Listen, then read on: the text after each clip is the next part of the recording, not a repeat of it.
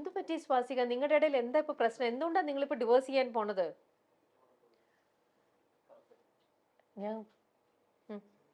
ഞാൻ കുറെ ആലോചിച്ചു ചേച്ചി. എന്ത് പറ്റി? പക്ഷെ എന്താ സംഭവം എന്ന് വെച്ച് കഴിഞ്ഞാൽ നമ്മൾ ഒരാളുടെ അടുത്ത് ഒരു ഭയങ്കരമായിട്ടൊരു അറ്റാച്ച്മെന്റ് കാണിക്കുന്നു, നമ്മളൊരു ഇഷ്ടം കാണിക്കുന്നു, നമ്മൾ അയാൾക്ക് ഒരു പ്രയോറിറ്റി കൊടുക്കുന്നു, അങ്ങനെ എല്ലാം ചെയ്തിട്ട് പോലും അതിന്റെ ഒരു അംശം പോലും നമുക്ക് തിരിച്ചു കിട്ടുന്നില്ല എന്ന് റിയലൈസ് ചെയ്യുമ്പോൾ അതൊരു പക്ഷെ നീ ഓവർ അവിടെ എക്സ്പെക്ട് ചെയ്തിട്ടായിരിക്കും സ്വാസിക.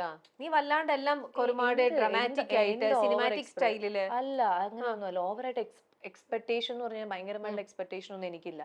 എൻ്റെ അടുത്ത് ഒരു ട്രൂത്ത്ഫുൾ ആയിട്ട് ഇരിക്കുക എന്നുള്ളത് മാത്രമേ ഉള്ളൂ. അതുപോലും ചെയ്യാൻ ആൾക്ക് പറ്റുന്നില്ല. അല്ലെങ്കിൽ നമ്മളൊരു അത്ര ബിസി ആയിട്ട് ഈ ലോകത്ത് ഒരാളും ഇല്ലല്ലോ. നമ്മളൊന്ന് സംസാരിക്കുമ്പോൾ അതൊന്ന് കൂടെ ഇരുന്ന് അതിനെ ഒന്ന് കേൾക്കുക, അല്ലെങ്കിൽ ഒന്ന് ആശ്വസിപ്പിക്കുക, അങ്ങനത്തെ ഒരു കാര്യമില്ലാതെ എപ്പോഴും ഇഗ്നോർ ചെയ്യുക, നീ അത് പറഞ്ഞ ശരിയായില്ല, ഇത് പറഞ്ഞ ശരിയില്ല, കുറ്റം കുറ്റം, അങ്ങനത്തെ ഒരു ആളുടെ കൂടെ എന്നാ എന്തിനാണ് ഒന്ന് നമ്മുടെ തുറന്ന് ലൈഫ്? സംസാരിക്കായിരുന്നില്ലേ പ്രേമിന്റെ അടുത്ത്? പ്രേമിന്റെ അടുത്ത് ഒന്ന് തുറന്ന് സംസാരിച്ച് എനിക്ക് ഇങ്ങനത്തേതാണ് വേണ്ടത്, എനിക്ക് ഇതാണ് ആവശ്യം. സംസാരിക്കാൻ പോലും ആളൊന്നും അടുത്ത് ഇരുന്ന് തരണ്ടേ? ആൾ അടുത്ത് ഇരുന്ന് തരുന്നില്ല. നമ്മള് എന്താ പറയാ, ഒരു 5 മിനിറ്റ് നമുക്ക് വേണ്ടി ടൈം സ്പെൻഡ് ചെയ്യാൻ പറയുമ്പോൾ എനിക്ക് സമയമില്ല എന്ന് പറയുന്നു, എന്റെ വർക്ക് അങ്ങനെയാണെന്ന് പറയണു, എന്റെ വർക്ക് ഇങ്ങനെയാണെന്ന് പറയണു.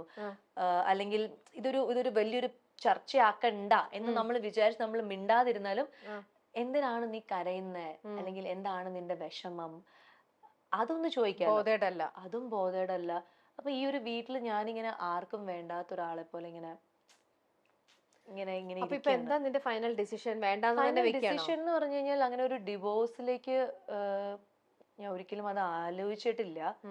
പക്ഷെ ഇപ്പോൾ അല്ലെങ്കിൽ ഡിവോഴ്സ് ചെയ്യണം എന്ന് പോലും ഇല്ല. പക്ഷെ എനിക്ക് ആ ഒരു വ്യക്തിയുടെ പ്രസൻസ് ഇപ്പൊ എന്നെ ഭയങ്കരമായിട്ട് വീക്ക് ആക്കാണ്. എനിക്കിപ്പം എന്റേതായിട്ട് കാര്യങ്ങളൊന്നും ചെയ്യാൻ പറ്റുന്നില്ല. ഞാൻ മുൻപ് എത്ര ഹാപ്പി ആയിരുന്നു അതൊന്നും എനിക്കിപ്പോ ചെയ്യാൻ പറ്റുന്നില്ല. സോ ഞാൻ വിചാരിക്കുന്നത് ആളെ ഡിസ്റ്റർബ് ചെയ്യണ്ട, ആളുടെ കാര്യം നോക്കി സന്തോഷമായിട്ട് പോട്ടെ. ഞാൻ എന്റെ കാര്യം നോക്കി ഈ വീട്ടിൽ തന്നെ ഞാൻ താമസിക്കും. എന്റെ കാര്യം നോക്കി ഒരു വാക്ക് പോലും മിണ്ടാതെ, പഴയ പോലെ പരിഭവം പറയാതെ, കംപ്ലൈന്റ് പറയാതെ, എൻ്റെ അടുത്ത് സംസാരിക്കണമെന്ന് പറയാണ്ട്, അങ്ങനെ ഒന്നും പറയാണ്ട് ഞാൻ ഈ വീട്ടിൽ തന്നെ ആളുടെ മുന്നിൽ തന്നെ ഒരു എന്താ പറയാ, ഒരു മരവിച്ച ശ്വാസിയെ കാണുന്ന പോലെ ഞാൻ ഇവിടെ തന്നെ. എനിക്ക് വയ്യ സ്വാസിക, ഇത്രയൊന്നും കാണാനുള്ള ചങ്കൂറ്റൊന്നും എനിക്കില്ല. അങ്ങനെ അഭിനയം വളരെ നന്നായി പോയി.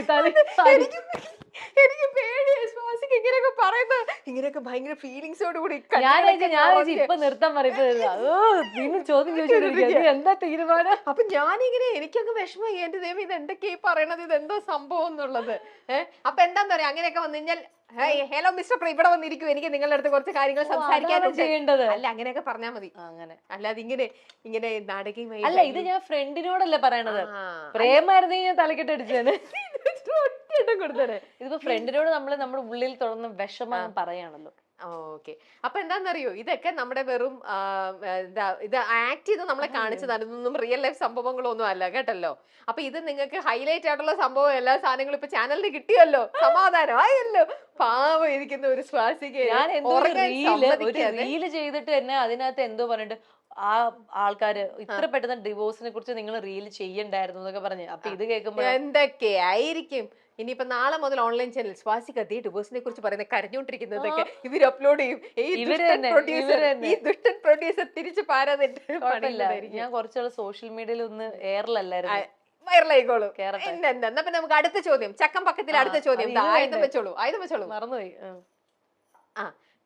റെഡി? പ്രേമിനെ ഞാൻ വെറുതെ ഇറിറ്റേറ്റ് ചെയ്യാറുണ്ട്. ഈ ഞാനൊന്ന് ഉദ്ദേശിക്കുന്നത് സ്വാസിക വെറുതെ ഇറിറ്റേറ്റ് ചെയ്യാറുണ്ട്. ഊതിക്കോളൂ, എന്നാലേ എനിക്ക് ടാസ്ക് തരാൻ പറ്റുള്ളൂ. ഊതു.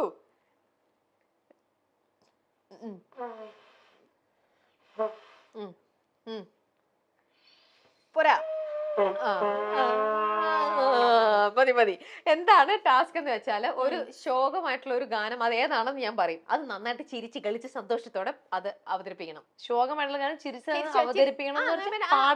പാടണം. പാടിക്കൊണ്ട് അഭിനയിച്ചോളൂ. ഏത് ശോകഗാനം ഇപ്പൊ തരിക? കടൽ കാറ്റിൻ നെഞ്ചിൽ പാടിയാലോ?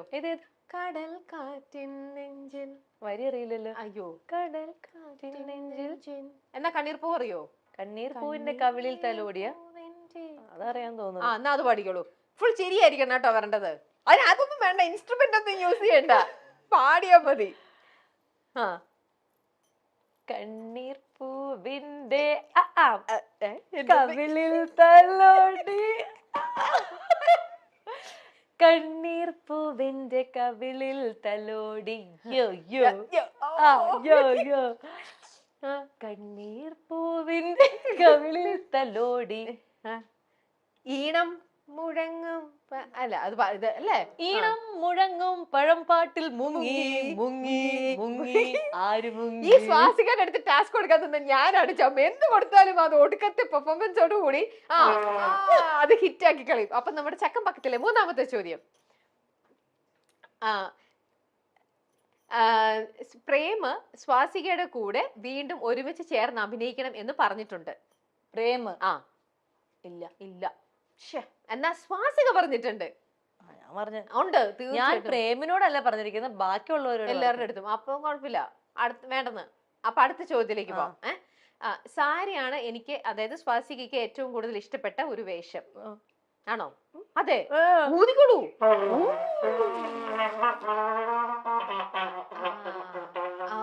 നാളെ നമുക്ക് മറ്റുള്ളവരുടെ കല്യാണത്തിന് എന്റർടൈൻമെന്റ് ഈ പരിപാടിക്ക് പോവാം കേട്ടോ. ഇപ്പൊ വന്നല്ലോ.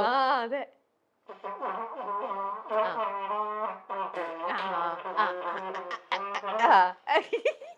ഇഷ്ടപ്പെട്ട ഒരു പാട്ട് വായിച്ചു എന്നാ അതില് നല്ല മിടിക്കാണല്ലോ. ഇപ്പൊ നല്ല സൂപ്പറായിട്ട് പ്ലേ പാട്ടൊന്നും വായിക്കാൻ പറ്റില്ല. ഇപ്പൊ ഞാൻ എന്തോ വായിച്ചു അത്രേ ഉള്ളൂ. അതെ, എന്തൊക്കെയൊക്കെയോ ഇപ്പൊ വന്നു.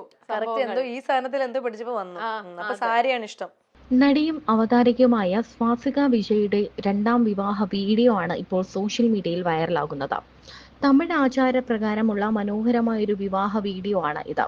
തമിഴ് ആചാരപ്രകാരം താരം രണ്ടാമതും വിവാഹിതയായി എന്നതിന്റെ സൂചനയാണ് ഇപ്പോൾ പുറത്തു വന്നിരിക്കുന്നത്. കഴിഞ്ഞ വർഷമായിരുന്നു നടിയും അവതാരകയുമായ സ്വാസിക വിജയ് വിവാഹിതയായത്. ടെലിവിഷൻ താരവും മോഡലുമായ പ്രേം ജേക്കബ് ആണ് നടിയുടെ ഭർത്താവ്. സുരേഷ് ഗോപി, ഇടവേള ബാബു, രചന നാരായണൻകുട്ടി, മഞ്ജു പിള്ള, സരയു തുടങ്ങി നിരവധി പേർ വിവാഹത്തിൽ പങ്കെടുക്കാൻ എത്തിയിരുന്നു. ഏറെ നാളത്തെ പ്രണയത്തിന് ശേഷമാണ് ഇരുവരും വിവാഹിതരായത്. കഴിഞ്ഞ വർഷം ഇതേ ദിവസമായിരുന്നു വിവാഹം.